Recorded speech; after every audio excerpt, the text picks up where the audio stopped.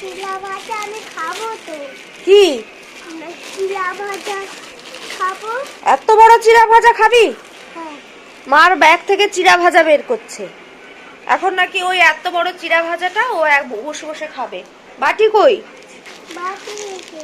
কই দেখি। এই যে বাটিও নিয়ে এসছে, বাটিও নিয়ে এসছে, বসে বসে খাবে। পড়াশুনো নেই, সারা দিন বসে বসে এইটা খাবে, ওইটা খাবে, সেইটা খাবে, পড়াশোনার নাম নেই। আর মা আজকে এসছে, মা চলে এসছে, তার জন্য চলছে। ওই যে মায়ের ব্যাগ আছে ওইখানে রাখা, টেনে টেনে সব কিছু নিয়ে এসছে। নীল ষষ্ঠী বারের জন্য মা সাবু খেয়েছে, তার জন্য ও আজকে সাবু খেয়েছে। সারাদিন বড়রা যেটা খাবে কিন্তু দাঁতে চিবাবে না, দাঁতে চিবাবেন না, শুধু হচ্ছে মুখরোচক খাবার দিতে হবে। কি কি দাঁতে চিবিয়ে খেতে হয় মাম্মা?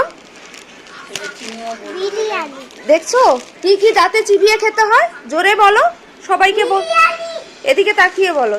বিরিয়ানি।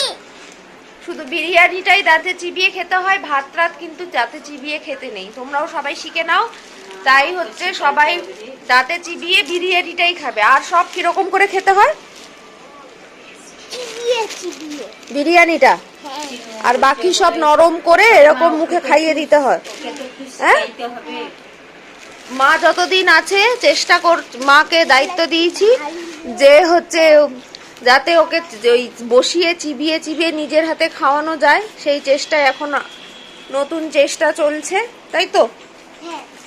দেখা যাক কতদূর কি করতে পারি। আবার খাবার দিকে একটু গন্ডগোল হয়েছে যে প্রথমে একটু চিবো, প্রথমে একলা হাতে একটু আধটু তো গন্ডগোল হবে, কারণ স্কুলে গেলে ওকে নিজেকেই খেতে হবে। তখন তখন তখন ওখানে গিয়ে তো কেউ খাইয়ে দেবে না, যতই আন্টিরা থাকুক খাইয়ে দেওয়ার জন্য। তাও স্কুলে গেলে নিজে টিফিন দিলে তখন খেতে হবে। মা মা মা, ব্যাস ব্যাস ব্যাস ব্যাস। এই যে শুরু হয়ে গেল। মা আর একটু কমিয়ে না, এত খাওয়া যাবে না, পেট ভার হয়ে থাকবে। এইটা অনেক দিন পর খাচ্ছি, এটা বাড়ির থেকে নিয়ে আসছে না মা। প্যাকেটটা সামনে ঘুরাও তো। এই যে এটা ওদিককার চিড়া ভাজা, এটা এদিকে পাওয়া যায় না। বেশ মিষ্টি মিষ্টি, ঝাল ঝাল, চানাচুর দেওয়া, এরকম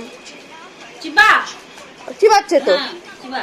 এগুলো চিবাবে, বিরিয়ানি চিবাবে, এগুলো চিবাবে, কিন্তু হচ্ছে বাদ বাকি খাবার চিবানো যাচ্ছে না। তো চলো, কাদের বাড়িতে এরকম মাস্টারপিস আরো আছে জানিও কমেন্ট করে। টাটা করো।